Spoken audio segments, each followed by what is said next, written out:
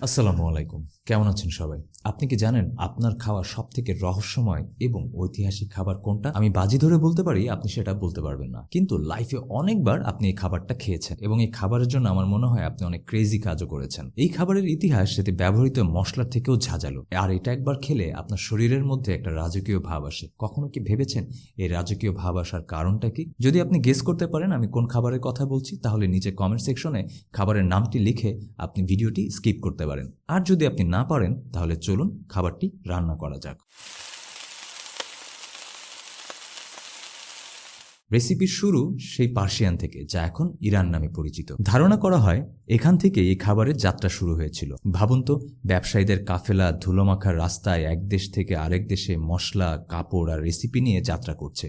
আর একটা সময় যে খাবারটা সৈনিক আর কাফেলারা শুধু সময় বাঁচাতে আর পুষ্টির চাহিদা মেটাতে খেত, এখন তা আমরা সময় নিয়ে খাই এবং মোটা হই। আর কাফেলাদের বহন করা সেই মশলা আর একটা রেসিপি আজ আমাদের সব থেকে পছন্দের খাবারের তালিকায় যুক্ত হয়েছে, যেটার জন্য আমার মনে হয় আমরা টাকা ধার করতেও দ্বিধাবোধ করি না। বলছি বিরিয়ানির কথা। কি মুখে পানি চলে আসলো? আমার তো এটার কথা চিন্তা করার সাথে সাথেই ঢোক গিলতে হয়। আসলে খাবারটাই এমন। তো চলুন আজকে বিরিয়ানির ব্যবচ্ছেদ করা যাক। একটা পপুলার থিওরি মতে বিরিয়ানির নামটা এসেছে পার্সিয়ান শব্দ বিরিনস থেকে, যার অর্থ হচ্ছে চাল। এই অর্থটা মেনে নেওয়াই যায়, তাই না?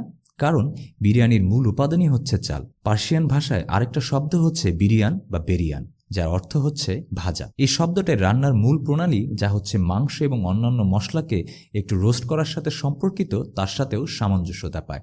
এই নামকরণের আরেকটা যে দিক আছে তা হচ্ছে পার্সিয়ান শব্দ বেরেস্তা, যেটা বলতে আমরা পেঁয়াজ ভাজাটাকে বুঝে থাকি। আর বেরেস্তা যে বিরিয়ানির জন্য কতটা গুরুত্বপূর্ণ আমার মনে হয় সেটা আর বলে বোঝাতে হবে না। এত কিছুর পরেও কেউ নিশ্চিত করে বলতে পারবে না যে বিরিয়ানির আসল জন্মস্থানটা কোথায়। অনেকের মতে এটা একটা পার্সিয়ান খাবার, আবার অনেকে মনে করে এই খাবারের শুরুটা দক্ষিণ এশিয়া থেকেই। চলুন একটু ঘুটে দেখা যাক আসল উৎপত্তিটা কোথায়। এই ভারত উপমহাদেশের খাবারগুলোতে পার্সিয়ান খাবারের প্রভাব ব্যাপক।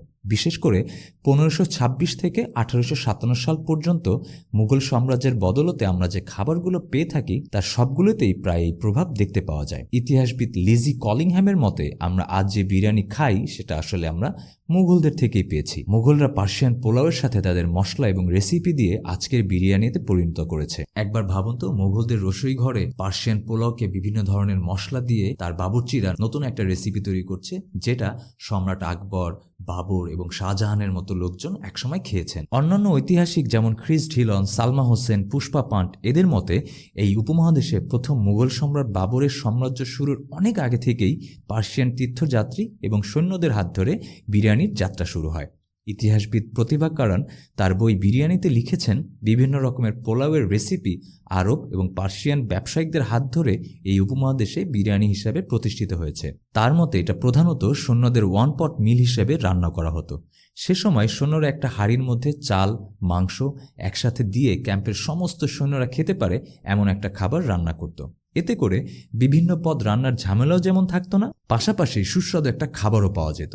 তবে পরবর্তীতে অঞ্চলভেদে রান্না প্রণালীর মধ্যে অনেক পরিবর্তন আসে, যা আজকে বিরিয়ানি হিসেবে আমাদের টেবিলে আমরা পাই। বিরিয়ানি নিয়ে কিন্তু বেশ কিছু দ্বন্দ্ব রয়েছে। কি একটু অবাক হচ্ছেন? আমরা জানতাম বিরিয়ানি খাওয়া নিয়ে একটা দ্বন্দ্ব হয়, কিন্তু বিরিয়ানির রেসিপি নিয়েও যে দ্বন্দ্ব হতে পারে সেটাই আপনাদের সাথে শেয়ার করব। ভারতের দুটা শহরের মধ্যে বিরিয়ানি নিয়ে রীতিমতো প্রতিদ্বন্দ্বিতা চলে। তার মধ্যে একটা হচ্ছে হায়দ্রাবাদ আর একটা হচ্ছে কলকাতা। হায়দ্রাবাদের বিরিয়ানি হয় মশলাযুক্ত এবং ঝাল, অন্যদিকে কলকাতার বিরিয়ানিটা হয় মাইল্ড এবং এতে এক্সট্রাভাবে আলু এবং ডিমের উকিঝুঁকি আমরা দেখতে পাই। এটা একটা ক্লাসিক বিতর্ক, কিন্তু কারো কারো মতে ফুটবলের প্রতিযোগিতার উত্তেজনার থেকেও এই বিরিয়ানির প্রতিদ্বন্দ্বিতাটা নাকি আরো বেশি উত্তেজনাপূর্ণ। আপনি কোন দলে সাপোর্ট করছেন নিচে কমেন্ট সেকশনে জানাতে ভুলবেন না। আমরা মাংস ছাড়া বিরিয়ানি কল্পনাই করতে পারি না, কিন্তু এক ধরনের বিরিয়ানি আছে যেটা মাংস ছাড়াও রান্না করা হয়, যেটাকে সবজি বিরিয়ানি বলে। অনেকে সবজি বিরিয়ানিকে বিরিয়ানির কাতারেই রাখতে চান না। তাদের মতে বিরিয়ানি মানেই মাংস, বিরিয়ানিতে মাস্ট মাংস থাকতেই হবে। আপনি কি সবজি বিরিয়ানিকে বিরিয়ানির কাতারে রাখবেন কিনা সেটাও আপনি চাইলে আমাদের কমেন্ট সেকশনে জানাতে পারেন। বিরিয়ানি সম্পর্কে আরেকটা খুব ইন্টারেস্টিং তথ্য আপনাদেরকে দিই। আপনি কি জানেন এখন পর্যন্ত পৃথিবীতে একসাথে কত কেজি বিরিয়ানি রান্না করা হয়েছে? আমার মনে হয় এটা সম্পর্কে আপনাদের কোনো ধারণা ছিল না।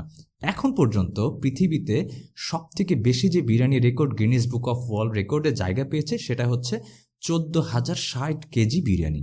এটা ভারতের দিল্লিতে রান্না করা হয়েছিল এবং এই বিরিয়ানি রান্নার যে আয়োজনটা সেটা করেছিল কোহিনূর কোম্পানি। এই 14,060 কেজির বিরিয়ানিটা আসলে এত পরিমাণে, সেটা যদি আপনাদেরকে উদাহরণ দিয়ে বোঝাতে চাই তাহলে এই পরিমাণ বিরিয়ানি দিয়ে একটা গুদাম ঘর অনায়াসেই ভর্তি করে ফেলা সম্ভব। আপনাকে যদি এত পরিমাণ বিরিয়ানির সামনে বসিয়ে দেওয়া হয় তাহলে আপনি কি করতেন? আমি তো ঘ্রাণে পাগলই হয়ে যেতাম। আসলে বিরিয়ানি নিয়ে আমার মনে হয় অনেকেরই শুধু কথা বলাটা খুবই কষ্টের একটা ব্যাপার, যেমনটা আমার ক্ষেত্রে এখন হচ্ছে, কারণ এটা আমার জন্য একটা ইমোশন। তাই আর কথা বাড়ালাম না। এই ভিডিওটা যদি আপনাদের ভালো লাগে আর আপনারা যদি আমার বন্ধুর মতো আমাকে বিরিয়ানির রিল পাঠাতে পাঠাতে জীবন একদম অতিষ্ঠ করে দিতে চান তাহলে এই ভিডিওটা তাদেরকে আপনি শেয়ার করতে পারেন। তারাও পরবর্তীতে যখন বিরিয়ানি খেতে বসবে, যে প্রত্যেকটা লোকমা সে বিরিয়ানি নিচ্ছে সেটা আসলে নর্মাল কোনো খাবার নাই। এই খাবারটা একটা সময় পার্সিয়ান লোকজনও খেত এবং মুঘল সাম্রাজ্যের সম্রাটরাও এই খাবারগুলো একসময় খেয়েছেন। আর ওই যে শুরুতে যেটা বলেছিলাম, এই খাবারটা খাওয়ার পরে আমার আপনার মধ্যে একটা রাজকীয় ভাব আসে। এখন বুঝতে পেরেছেন কেন এই রাজকীয় ভাবটা আসে? কারণ